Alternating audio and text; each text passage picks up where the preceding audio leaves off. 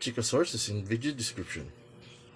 Nakausap ng isang reporter na si Beth Gilena ang isa sa mga kaibigan ni Daniel Padilla na si Neil Coleta. Tinanong si Neil tungkol sa Katniel issue kung ano masasabi nito.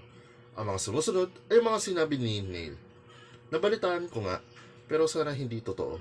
Sayang ang tagal na nila. Para naman silang hindi pa nagsasalita eh. So sana maayos pa kung mayroon mang hindi pagkakaunawaan. Napakabait ng kumpare kong yan. Generous. Handang tumulong hanggang makakaya niya. Sa growing up kami nagkakilala at nag-umpisa ang aming pagkakaibigan. Paminsan-minsan na lang kaming nakakasamang magkakaibigan para mag-inuman. Like, kamakailan nakasama namin si DJ.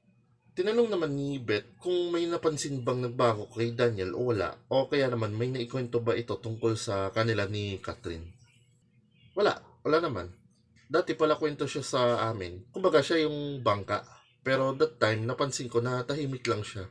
Parang nag-iisip ng malalim. Sabi ko nga, pare, kung kailangan mo ng kausapan, dito lang ako. Nakakapanghinayang kasi ang tagal nilang inalagaan ng kanilang relasyon at isa ako sa saksi ng kanilang pag-iibigan.